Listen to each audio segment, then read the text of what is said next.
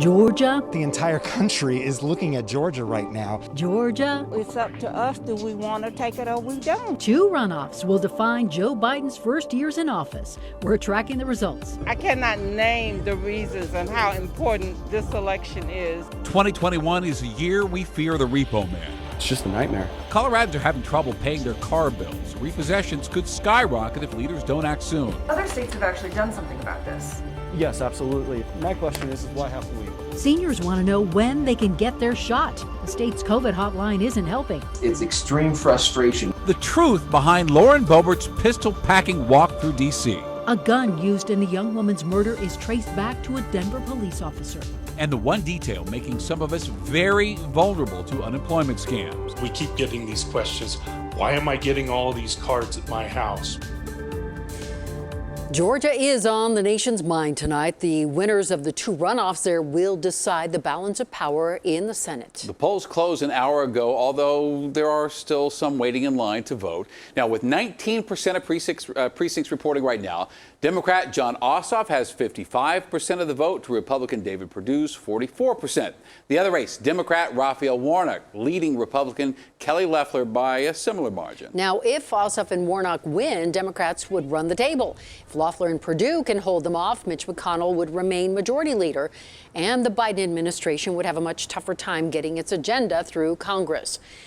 The safeguards intended to prevent mass evictions in the U.S. have not been extended to auto loans. A Broomfield man is one of the countless people suffering as a result. Contact Denver7's Jacqueline Allen spoke with him today. Murphy's Law. I love this car. Anything that can go wrong will. It only has 59,000 miles on it. Has never seemed more true for Clinton Stevens. I never expected something like the pandemic to happen to affect me so greatly. The Broomfield engineer is now driving for DoorDash to make ends meet. He's not only struggled with unemployment in the last year, he barely survived COVID. I almost died. I went to the hospital. I code blued in the hospital. Behind on bills, he recently learned his car is up for repossession. And then they call me and they say, you have 2 days to pay $1,600 or you lose your vehicle. How important is your car to you? It's my livelihood. If I didn't have my car, I wouldn't have a way to make money. He's not alone. The National Consumer Law Center says auto repossessions are expected to surge as financial hardship programs begin to peter out and temporary consumer protections expire.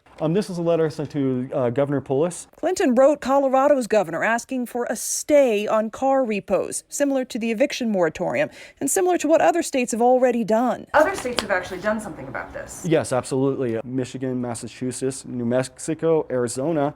My question is why haven't we? Contact Denver7 reached out to the governor's office, too. We're still waiting for a response. With so many people who just can't make their car payments right now, what should you do? Well, first of all, don't do nothing. Contact your lender. See if you can work with them.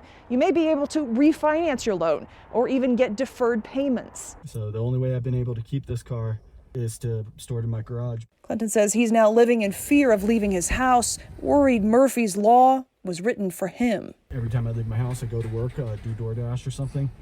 That's a moment that they can come and just grab your car and go. In Broomfield, Jacqueline Allen for Contact Denver7. Colorado Congresswoman Lauren Boebert caused a big stir with this video of her strolling around Washington, D.C., gun apparently in tow. Well, turns out she was bluffing. A spokesperson for Boebert admitted to the Washington Post that Boebert wasn't actually packing heat during this video shoot. And we reached out twice for confirmation on our own. And Boebert's camp would tell us only that the Congresswoman is, quote, a fierce advocate for the Second Amendment and will comply with all applicable firearm laws and regulations.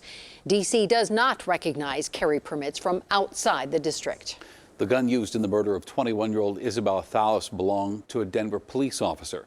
Thalos was shot in June while walking with her boyfriend in the ballpark neighborhood. Now, police say the suspect, a stranger named Michael Close, killed her because he didn't like how the couple were training their dog. That gun he used was an AR-15. Investigators said today that Close took the rifle from the home of a Denver police officer who he was friends with. It was not the officer's service weapon. Well, Governor Polis certainly means well, but his communication skills could use some work. Same goes for the State Department of Health. We've received call after call, email after email from seniors wondering when and where they're supposed to get their shots. As Denver7's Sloan Dickey reports, many of those people are reaching out to us because they can't get in touch with the state.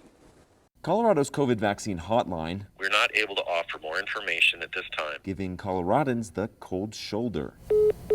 It's been nearly a week since Governor Polis announced that Coloradans aged 70 and up can get the COVID vaccine. If you're over 70, you'll be able to get this within 4 to 5 weeks. We'll get through the whole group in 4 to 5 weeks. However, for many in the group, the question of how to get the vaccine is proving impossible to answer. My primary objective for the call was to basically find out, where do I tell my family members to go or what to do? Dan Rolfe called the hotline on behalf of several family members who are now eligible for vaccination in Group 1B. So I really didn't get anywhere with the recorded line at all. After 30 minutes on the line, at the end of this, it basically had said, hey, our lines are full at the moment. He was disconnected as well. When you announce a certain phase is out and you have these resources, that those resources need to be in check, in place, and up to date and ready to go. Otherwise, you're doing a disservice. Denver7 has received numerous calls and emails from people frustrated with the COVID-19 hotline, so we're giving them a call too. The recording raises more questions. Colorado is currently in phase 1A for vaccine distribution. After 6.5 minutes, the message doesn't even mention Group 1B, much less how to get a vaccine.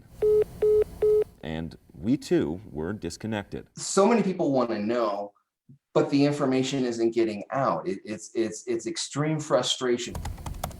We reached out to CDPHE and the governor's office for guidance, but have not heard back from either. Today, Tri-County Health and Lake County telling Denver7 they will not be administering the vaccine to anyone but frontline healthcare workers until more supply is available. I just want information and answers so that I know what to do. Leaving many Coloradans waiting. Due to a high volume of calls, we're unable to assist you at this time. For answers. Sloan Dickey, Denver7. Late this evening, the state said it does not expect to be finished vaccinating healthcare workers until January 15th, and hopefully that helps with planning purposes. In the meantime, look for updates from local health departments on the homepage of our website, and keep those questions coming. We'll do our best to answer them all 360 at thedenverchannel.com. 3,400 cases of COVID-19 were confirmed by the state health department today. 14 deaths were reported. 988 people are in the hospital, and that's actually the best number Colorado has seen since early November. The Colorado Labor Department saying tonight that unemployment fraud is rampant and occurring now in all 50 states, and you don't have to look hard to find it. Reliant cards are arriving by the dozens at homes around the Denver metro, and chances are, if there's a pile of them on your doorstep, your identity has been compromised. If you have posted your homes for sale on MLS listing, that it is likely that address is going to be utilized for fraudulent claims and to mail all those Reliant cards to. The hope there is that nobody is present there to actually find all those Reliant cards. So if you have people out there with the house for sale and they're not occupying it, or that they have a rental property and they're not occupying it, they may want to be checking that mail on a regular basis. And almost worse than having your identity stolen is what you have to do afterward. So if you received a Reliant card you didn't sign up for, you are encouraged to destroy the card. Report the card to the Reliant card website, notify the state about it, and then add a fraud alert to all reporting credit agencies. And more frustration tonight as the state announces the unemployment website will be down until Saturday for upgrades. Denver7's Megan Lopez has details.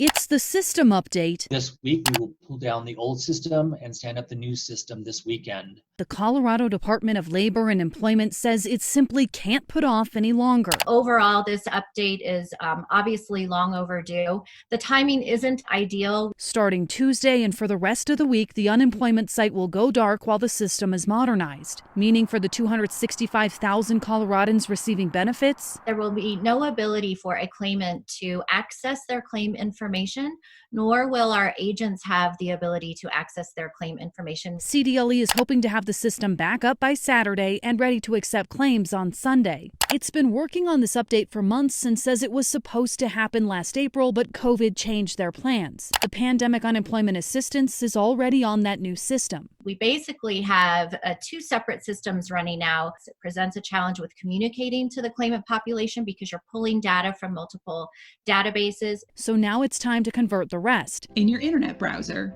go to the website for MyUI+. CDLE says the modernized site will reduce fraud, be more transparent, easier to use, and should reduce the need to go through the call center. It will also help expedite federal money. We still are waiting on complete guidance. CDLE says it's still waiting for guidance on from the U.S. Department of Labor before giving out. When that new guidance does come, We will roll out those programs in phases.